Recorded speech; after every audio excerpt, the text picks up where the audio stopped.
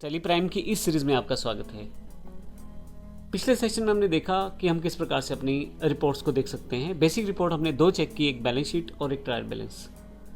तो हमें अपने अकाउंट्स के बैलेंस की जानकारी है इस वक्त। अब हम नेक्स्ट सेक्शन में आते हैं जिसमें हम जानकारी लेंगे किस प्रकार से हम डिफरेंट तरह के वाउचर्स को एंटर करना सीखेंगे टैली प्राइम में और देखेंगे कि किस तरह से वो हमारे अकाउंट्स को अफेक्ट करते हैं। और ये पूरे प्रोसेस से हमें क्लियर हो जाएगा हम अपने अकाउंट्स को किस तरह से मैनेज या मेंटेन करते हैं टैली में।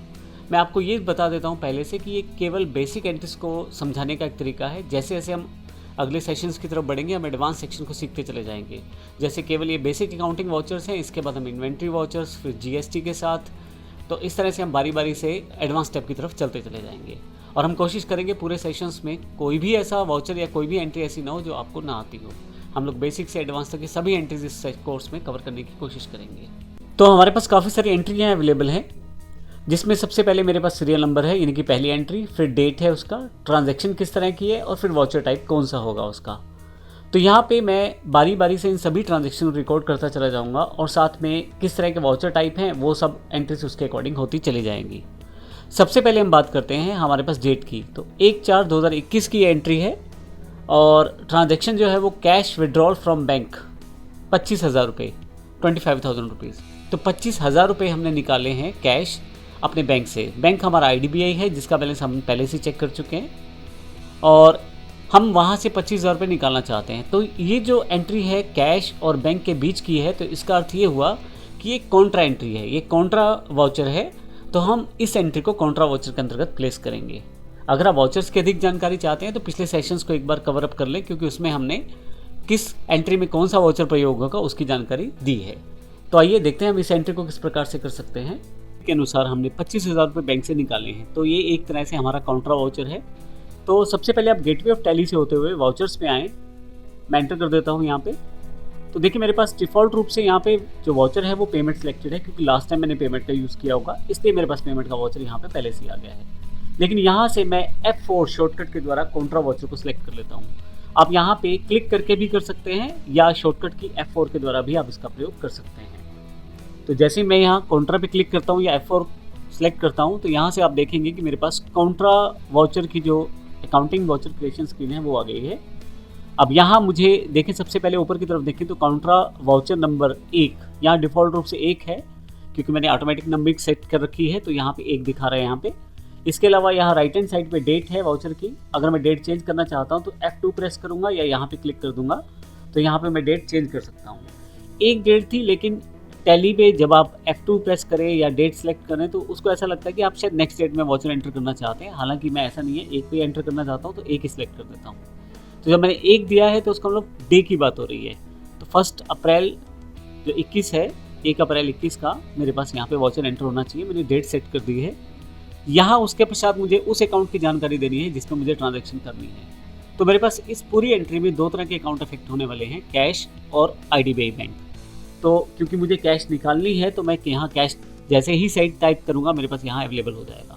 और मान लीजिए आप कुछ भी टाइप नहीं करते अकाउंट में, तो आपके पास दोनों ऑप्शन है जो कॉन्ट्रा से रिलेटेड है, क्योंकि हमें पता है कॉन्ट्रा एंट्रीज जो है वो बैंक और कैश के बीच की रहेंगी। तो इन्हीं दोनों अकाउंट्स का ही इफेक्ट वहाँ होगा। तो इसलिए 2 ही ऑप्शन यहाँ अवेलेबल हैं, कैश और बैंक। तो दोनों लेजर अकाउंट यहाँ पे अवेलेबल हैं। तो मैं यहाँ कैश सेलेक्ट कर लेता हूँ। पर्टिकुलर्स में मुझे दूसरे अकाउंट की जानकारी देनी है जिस अकाउंट में से मुझे पेमेंट निकालना है। तो मेरा अकाउंट है IDBI, तो मैं I प्रेस करता हूँ तो मेरे पास IDBI खुद ही सिलेक्ट हो जाएगा। और अगर मैं कुछ ज़्यादा करेक्टर टाइप कर दूंगा तो फिर मेरे पास नीचे स्पेलिंग एरर भी आना शुरू हो जाएगा अगर ऑप्शन इसमें नहीं होगा। अभी यहाँ से एस्केप कर लेता हूँ और अगर मैं I को हटा दूँगा, आप देखेंगे यहाँ पे केवल वही 2 अकाउंट हैं जो मेरे पास इस एंट्री के अकॉर्डिंग अवेलेबल होने चाहिए, यानी कि कैश और IDBI बैंक। तो यहाँ से मैं डायरेक्ट सेलेक्ट कर सकता हूँ और अगर मुझे पूरी तरह से पता है मुझे कुछ अकाउंट में एंट्री करनी है तो मैं यहाँ टाइप भी कर सकता हूँ। तो IDBI टाइप करता हूँ, देखिए सिलेक्ट होता चला गया, एंटर कर दूंगा तो यही अकाउंट सेलेक्ट हो जाएगा। अब एक इंपॉर्टेंट बात यहाँ एंट्री में, यदि आप देखें कैश के नीचे करंट बैलेंस दिखाया जा रहा है तो यहाँ कुछ भी दिखाई नहीं दे रहा है, इसलिए इसका मतलब ये है कि मेरे पास कैश में कोई भी अमाउंट नहीं पड़ा हुआ। और IDBI बैंक में 47,000 डेबिट बैलेंस है, यानी कि मेरे पास 47,000 रुपये मेरे अकाउंट में बैलेंस है IDBI बैंक में। तो अब टैली जो है साथ साथ आपको बैलेंस यहाँ दिखाया जा रहा है टैली के द्वारा, यानी कि आप जो भी बैलेंस आप मैनेज कर रहे हैं, जो भी एंट्री आप करेंगे उसके अकॉर्डिंग यहाँ पे ट्रांजैक्शन अमाउंट और बैलेंस दोनों दिखाया जाएगा। तो मेरी जो एंट्री है वो ये कहती है कि मुझे 25,000 रुपये निकलवाने हैं कैश। अपने बैंक से। अब 25,000 रुपये की एंट्री के लिए हम यहाँ पे 25,000 रुपये टाइप कर देते हैं अमाउंट वाले कॉलम में। तो आप देखेंगे अभी 25,000 रुपये है, यहाँ 47,000 देखें, यहाँ डेबिट बैलेंस है और कैश में 0 बैलेंस है। जैसे ही मैं यहाँ एंटर करूँगा तो मेरे पास चेक से रिलेटेड इन्फॉर्मेशन मांगी जाएगी, किस चेक के थ्रू मैंने ये ट्रांजैक्शन की है। अगर आप पे उसकी जानकारी है तो आप वो प्लेस ज़रूर करें।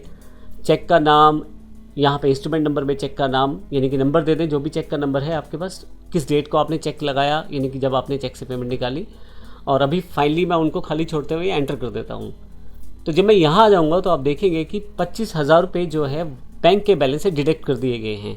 तो 47,000 था जिसमें से 25,000 लेस हुआ है, यानी कि पीछे अब जो बैलेंस है वो 22,000 रुपये दिखाया जा रहा है बैंक में, जबकि कैश के नीचे जो बैलेंस है वो 25,000 रुपये हो गया है।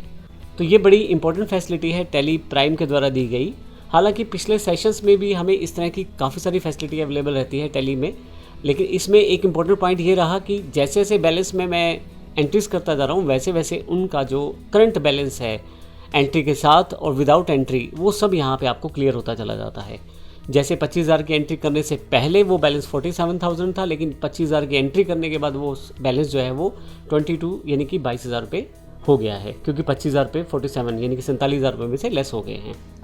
फाइनली मैं एंटर करता हूँ, नीचे की तरफ नरेशन मैं टाइप कर सकता हूँ यहाँ से। तो जो भी मेरी नरेशन है वो यहाँ मैं टाइप कर लेता हूँ। तो जो भी मैं यहाँ नरेशन टाइप करता हूँ उसके बाद फाइनली मेरे पास, अगर मैं इस पूरे वाउचर में मुझे कुछ चेंजेस नहीं करना है तो मैं यहाँ येस करके इसे एक्सेप्ट कर सकता हूँ, और अगर मैं यहाँ नो कर देता हूँ तो फिर से मुझे वो, और अगर मैं यहाँ नो कर देता हूँ तो फिर से मैं इसी स्क्रीन पे रहूँगा। अगर कुछ चेंज करना है तो मैं यहाँ से कर सकता हूँ, लेकिन अभी मुझे येस करना है तो मैं वाई दबा देता हूँ। तो मेरे पास ये एंट्री हो गई है। अब अगर आप यहाँ से बाहर आ जाएँ एस्केप, और मैं अगर यहाँ से आपको डिस्प्ले मोर रिपोर्ट्स पे ले जाऊँ और ट्रायल बैलेंस पे ले जाऊँ, तो ट्रायल बैलेंस में यदि आप यहाँ पे करंट एसेट्स पे चले जाएं तो अब की बार कैश इन हैंड 25,000 रुपये है और बैंक अकाउंट्स 22,000 रुपये हैं। कैश इन हैंड में हमारे पास कैश का ही एक अकाउंट या लेजर पहले से है जिसमें 25,000 रुपये हैं, और बैंक अकाउंट्स में मेरे पास 47,000 रुपये थे जिसमें 22,000 रुपये रह गए हैं, क्योंकि मैंने एक काउंटर एंट्री को अफेक्टेड कर दिया है। अब मैं वापस आ जाता हूँ। तो इस तरह से हम ये एंट्रीज कर सकते हैं। तो इस सेशन में हमने सीखा हम काउंटर एंट्री को किस तरह से कर सकते हैं। एक इंपॉर्टेंट बात, जब भी आप कोई वाउचर एंट्री करते हैं तो आपके पास यहाँ पे लेफ्ट हैंड साइड पे जब आप गेटवे ऑफ टैली पे होते हैं तो जो कंपनी रहती है, जो आपकी सिलेक्टेड कंपनी है, उसके साथ आपको ये जानकारी दी जाती है कि डेट ऑफ लास्ट एंट्री आपकी कौन सी रही। क्योंकि मैंने 1 तारीख की एक ही वाउचर डाला है तो उसकी जानकारी यहाँ पे अवेलेबल है। तो इस तरह से आपको ये आइडिया हो जाता है कि लास्ट एंट्री आपने कब की है इस पूरी प्रोसेस में। तो अगले सेशन में हम अगली एंट्री की तरफ बढ़ेंगे। इस सेशन में हमने काउंटर एंट्री से रिलेटेड इन्फॉर्मेशन को देखा है। धन्यवाद।